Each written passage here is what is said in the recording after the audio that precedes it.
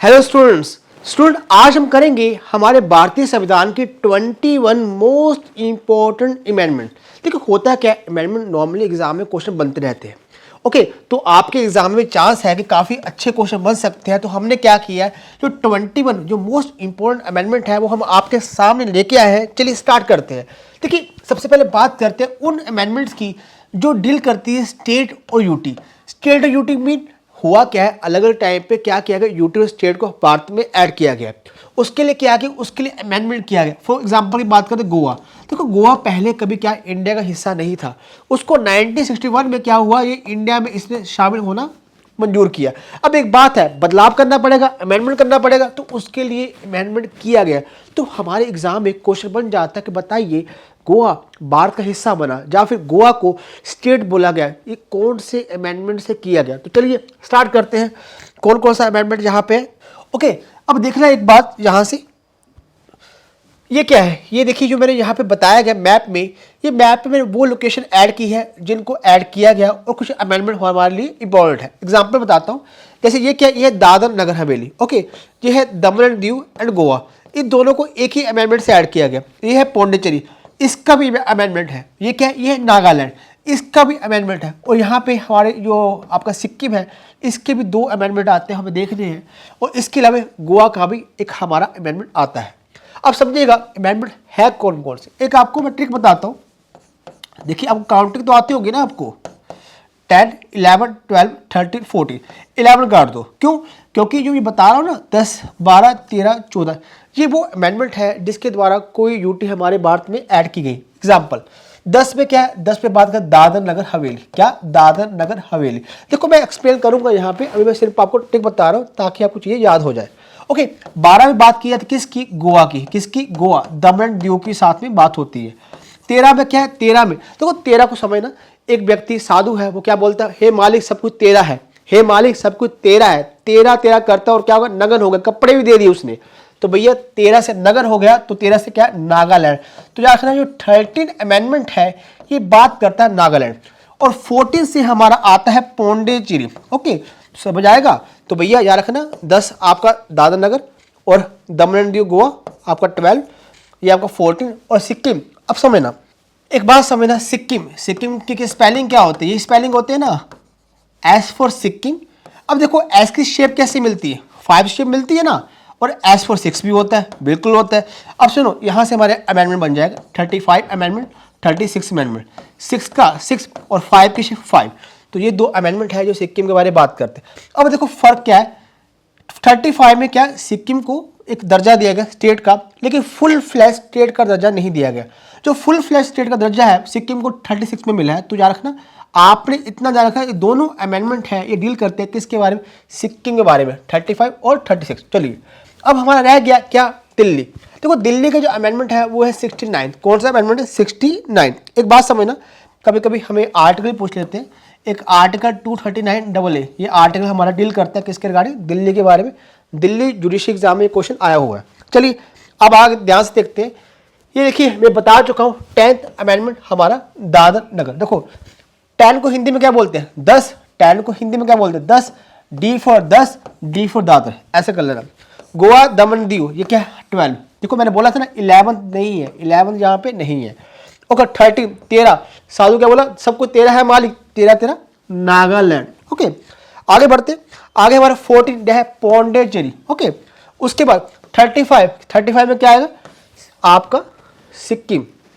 अब समझना यहाँ पे सिक्किम को फुल फ्लैश स्टेट कब दिया गया, 36 में। यहाँ पे फुल फ्लैश स्टेट दर्जा नहीं दिया गया, यहाँ पे कह दी आपका एसिड स्टेट का। ओके तो ये बातें आपने याद रखनी है, हमारे एग्जाम में इसके ऊपर क्वेश्चन बन जाते हैं। और लास्ट में क्या बताया, 69 में हमारा दिल्ली को NCT, national capital territory of Delhi. Okay अब आगे आते हैं 42nd अमेंडमेंट। ओके एक बात समझना, जितने भी अमेंडमेंट करवा रहा हूँ इस अमेंडमेंट का आप साल भी याद रखिएगा। नॉर्मली क्या होता है, हमको साल भी पूछ लेते हैं। अब एक बात समझना, क्वेश्चन इसके ऊपर बन सकता है कि 42nd जो अमेंडमेंट हुआ उस समय देश की पीएम कौन थी, कौन थी, इंदिरा गांधी। ओके अब 42nd अमेंडमेंट काफ़ी इंपॉर्टेंट है, क्यों, क्योंकि इसके द्वारा भारतीय संविधान में ज़्यादातर हिस्सा बदला गया, चेंज किया गया। ओके इसी कारण हम इसको क्या बोलते हैं, इसी कारण हम इसे बोलते हैं mini constitution of India. Okay, एक बात और समझिएगा, 42nd अमेंडमेंट से, अब एक बात समझो, ये क्या लिखा है, ये मैंने क्रॉस मारा है, क्या मारा, क्रॉस मारा है। अब क्रॉस कहाँ, किस पे मारा, फंडामेंटल राइट में। एक बात समझना कि वैसे तो आपका जो आपका 42nd अमेंडमेंट है, इसने भारतीय संविधान के ज़्यादातर हिस्से को बदला है, लेकिन इसने फंडामेंटल राइट को नहीं बदला है। एक बात समझना, आर्टिकल हमारा 31 है जो बात करता है पहले राइट टू प्रॉपर्टी, इसको हटा दिया गया, अब ये नहीं है राइट टू प्रॉपर्टी, अब हटा दिया गया। अब ये क्या है, अब ये आपका चला गया है, राइट टू प्रॉपर्टी चला गया 300A में, और वहाँ पे क्या है, लीगल राइट। अब ये हटाया गया था 44th अमेंडमेंट में, कब से, 44th अमेंडमेंट में, लेकिन मैं बात कर रहा हूँ 42nd अमेंडमेंट में। अब समझना, इसमें चेंज किया था आर्टिकल 31 किसमें, 42nd अमेंडमेंट में। लेकिन अगर बाई चांस तुमको क्वेश्चन आ जाए कि अब देखो, एक समझने वाली बात है, अभी ये हमारा आर्टिकल 31 है, ये फंडामेंटल राइट तो है ही नहीं, अभी ये तो हट चुका है। सम टाइम क्या होता है, सम टाइम एग्जामिनर हमको ऑप्शन डालेगा, तो आपने एक बात याद रखनी है, वो क्या याद रखनी है, अगर तुमको क्वेश्चन आ जाए कि बताइए कि इसने कौन सा आर्टिकल को अमेंड किया है, तो समझना कि फंडामेंटल राइट का 12 से लेके 35 तक आर्टिकल होगा, उसमें से इसका आंसर कोई नहीं होगा। ओके, ये आपने एलिमिनेट करना है। तो मैंने क्या बताया, 42nd अमेंडमेंट ने भारतीय संविधान में ज़्यादातर हिस्सा अमेंड किया, लेकिन आपका फंडामेंटल राइट का 12 से लेकर 35 में कोई बदलाव नहीं किया। अभी ये तो है ही नहीं, है ना, इसको भी आप छोड़ देंगे। ओके, तो याद रखना। तो देखते हैं अब इसने क्या क्या बदलाव किया। प्रेम्बल, प्रेम्बल हिंदी में बोलते प्रस्तावना। देखो प्रस्ताव, प्रेम्बल को हमने एक बार अमेंड किया, वो 42nd अमेंडमेंट से किया। क्या किया, 3 शब्द ऐड किए, क्या क्या, SSI, socialist, secular, integrated. Okay, इस बात को याद रखना। आगे है हमारा 7 शेड्यूल। 7 शेड्यूल 3 लिस्ट आती, central list, state list, concurrent list. Okay, तो आपके कुछ टॉपिक आपका स्टेट लिस्ट से कॉन्करेंट लिस्ट में डाले गए, कितने, 5। तो ये भी आपको 42nd अमेंडमेंट्स किया है। कौन कौन से, education, forest, protection of wild animal और birds, okay, administration of justice and weight and measure. Okay, तो ये वो 5 सब्जेक्ट है जो आपके ऐड किए। अच्छा एक बात समझना, क्वेश्चन आ जाता है कि बताइए एजुकेशन कौन सी लिस्ट में आता है, तो याद रखना एजुकेशन कहाँ आएगा, कॉन्करेंट लिस्ट में। बताया ना, 42nd से चेंज हो गया। आगे चलते हैं फंडामेंटल ड्यूटी। देखो फंडामेंटल ड्यूटी भारतीय संविधान में पहले से नहीं थी, इसको ऐड किया, वो 42nd से अमेंडमेंट्स किया गया। स्टार्टिंग में 10 की गई, और जो 11वीं फंडामेंटल ड्यूटी है वो बाद में 86 अमेंडमेंट से ऐड की गई। तो ये बात आपने याद रखनी है। चलिए अब आगे बढ़ते हैं। आगे है डीपीएसपी। डीपीएसपी 4 चेंज किए इन्होंने, 3 नए लेके आए और एक पहला था उसको चेंज कर दिया। कौन कौन से आर्टिकल, 39, 39A, 43A और 48A। 39A बात करता है secure healthy development children. Okay, इसका 39A, A for apple, A for aid, तो free legal aid. Okay, 43A participation of worker in industry, जो मैनेजमेंट होता है उसका। 48A ये बात करता है आपका इन्वायरमेंट के रिगार्डिंग। तो डीपीएसपी में 42nd अमेंडमेंट ये बदलाव किए। अब बात करते हैं पार्लियामेंट। पार्लियामेंट से जुड़े हुए कौन से बदलाव किए आपको 42nd में देख लेते हैं। देखो इसने क्या बोलता है कि आर्टिकल 257 में बताया गया है कि स्टेट जो ऐसे कोई डिस्प्यूट होता है राज्य सरकारों के, तो इन दैट केस तो आपकी जो कैबिनेट है, सेंट्रल गवर्नमेंट है, वो अपनी जो सेंट्रल फोर्स तैनात कर सकती है। ठीक है जी, और साथ में प्रेसिडेंट क्या होगा, प्रेसिडेंट को बात माननी पड़ेगी इसकी कैबिनेट की। तो ये पहली बात। दूसरा, इसने डिस्क्रिशनरी पावर दी। ठीक है, डिस्क्रिशनरी पावर क्या होती है कि अपना डिसीजन खुद लेना, बिना किसी मतलब अपने दम पर डिसीजन लेना, इसको डिस्क्रिशनरी पावर। तो स्पीकर ऑफ लोकसभा और प्राइम मिनिस्टर को कुछ पावर दी गई। ओके, पावर बढ़ा दी गई। इसके अलावा डीपीएसपी को फंडामेंटल राइट के ऊपर प्राथमिकता दी गई। तो ये कुछ बदलाव है जो आपको 42nd अमेंडमेंट के द्वारा किए गए। ओके, अभी बात समझना, हमारे एग्जाम में क्वेश्चन बन जाते हैं कि बताइए 42nd अमेंडमेंट ने कौन कौन से आर्टिकल अमेंड किए। देखो ये बता चुका हूँ, अभी फिलहाल तो ये है नहीं हमारा, है ना। तो बाकी जो देखिए ये सब आर्टिकल्स हैं, नॉर्मली इसके ऊपर भी एग्जाम में क्वेश्चन आ सकते हैं कि बताइए कौन सा आर्टिकल अमेंड हुआ है, कौन सा नहीं हुआ है। चलिए अब आगे बढ़ते हैं। आगे है 44th अमेंडमेंट। देखो 42nd अमेंडमेंट इंदिरा गांधी के टाइम पे हुआ, उसने काफ़ी टाइम पे ना जो हमारा सिस्टम है, ढांचा है, उसको हिलाने की कोशिश की, लेकिन 44th अमेंडमेंट ने उसी ढांचे को रिस्टोर करने की कोशिश की। अब समझिएगा, पहली बात आप समझो, आप सभी जानते हैं 1975 में जो एमरजेंसी लगी थी, ओके, आप जानते हैं ना भारतीय संविधान का आर्टिकल है 352, उसमें जिक्र आता है किसका, नेशनल इमरजेंसी का। किसका आता है, नेशनल इमरजेंसी का। तीन जो उसके प्रोविज़न है, एक क्या है आपका, यू कैन से तीन तरह के होते हैं। एक होता है आपका एक्सटर्नल एग्रेशन, एक होता है आपका वॉर, एक होता है आपका इंटरनल डिस्टर्बेंस। ये पहले था, इस अमेंडमेंट से पहले इंदिरा गांधी ने इस बेस पे 1975 में इमरजेंसी लगाई। तो हुआ क्या, 44th अमेंडमेंट इसको कैंसिल किया। वो बोलता भी ये नहीं चलेगा, क्या चलेगा, चलेगा यहाँ पे आर्म्ड रिबेलियन। क्या चलेगा, आर्म्ड रिबेलियन, विद्रोह होगा, लेकिन कौन सा विद्रोह, हथियारबंद विद्रोह। ऐसा नहीं है कि लोग स्ट्राइक कर रहे हैं, लोग बातचीत कर रहे हैं ना, तो उस केस में आप ये लगा देंगे। तो स्टूडेंट ये बात आपने ध्यान रखनी है कि ठीक है जी। तो यहाँ पे आर्म्ड रिबेलियन जो पॉइंट लेके आएगा किसके गए, इंटरनल डिस्टर्बेंस, ये आपका 44th अमेंडमेंट से ही लेके आया गया। ओके, और साथ में एक और बात, साथ में एक बात और आपने जान रखनी है कि जो आपका इमरजेंसी है, इसमें एक बात और ऐड की गई। वो क्या ऐड की गई कि मान लीजिए अगर इमरजेंसी लगा ली है, प्रेसिडेंट लगाएगा, एडवाइस कौन देगा आपको, कैबिनेट। तो कैबिनेट को रिटर्न में एडवाइस देना पड़ेगा, किसको, प्रेसिडेंट को, कि भैया मैंने हम लिख के दे रहे हैं, और जो देगा व्यक्ति वो कैबिनेट रैंक का मिनिस्टर होगा। तो ये बात आपने याद रखनी है। ओके, इसके अलावा कुछ प्रिवेंटिव डिटेंशन के बारे में बात की। तो इन्होंने यहाँ पे क्या किया, इन्होंने कह दिया कि जो डिटेंशन है, हम बोलते हैं ना आर्टिकल बात करता है, आर्टिकल 20 राइट, आर्टिकल 22 जो राइट अगेंस्ट डिटेंशन की बात करता है, तो उसमें बोला गया कि जो प्रिवेंटिव डिटेंशन है वो आपका 3 मंथ से ज़्यादा नहीं होगा। ओके, तो एक्सेप्शन बताएगी unless advisory board has reported that there is sufficient cause for such detention. Okay, तो ये बात ऐड की गई। इसके अलावा राइट टू मीडिया के बारे में बात की। तो ये कुछ अमेंडमेंट है जो आपका 44th अमेंडमेंट से किया गया। ओके, और साथ में एक मेन बात और है कि राइट टू प्रॉपर्टी को इसको हटाया गया इस अमेंडमेंट के द्वारा, जो आपने ध्यान रखनी है।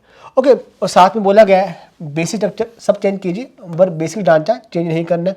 और साथ में इन्होंने क्या बहुत बोला कि अगर बेसिक स्ट्रक्चर को चेंज करना है तो आपको क्या चाहिए, रेफरेंडम में लोगों से पूछना होगा। क्या पूछना होगा, उनकी एब्सोल्यूट मेजोरिटी 51%, तभी जाके आप चेंज कर पाएंगे। ओके, तो ये कुछ बातें हैं, समझिएगा। अब बात करते हैं अमेंडमेंट, कौन सी अमेंडमेंट, जो बात करते हैं शेड्यूल्स के रिगार्डिंग। देखिए भारतीय संविधान में स्टार्टिंग में 8 शेड्यूल थे, अब कितने हो गए, 12 हो गए, है ना। तो भैया 8 पहले थे तो बाकी 4 बाद में है, तो जो 4 आए उनका अमेंडमेंट होगा ना, उनका कोई ना कोई अमेंडमेंट। तो बिल्कुल 9th का कौन सा है, 9th का है फर्स्ट अमेंडमेंट। भारतीय संविधान में जो पहला अमेंडमेंट किया गया पीएम जवाहरलाल नेहरू थे 1951 में किया गया, तो 9th शेड्यूल। और 10th अमेंडमेंट 552 में, याद कैसे करोगे, 5 to the 10, 5 to the 10, 11, 7, 74। तो ये आपने अमेंडमेंट याद रखनी है। इसके अलावा 8वें शेड्यूल में हमारे कौन कौन से अमेंडमेंट आते हैं, 21, 71, 92। Okay, last one is 96। 21 में क्या किया गया, सिंधी भाषा, 70 में नमक, नेपाली, मणिपुरी और कोंकणी। और लास्ट में कौन सा है, 92 BDSM, बोडो, डोगरी, सैंथली, मैथिली। और 96 में उड़िया का नाम चेंज किया गया।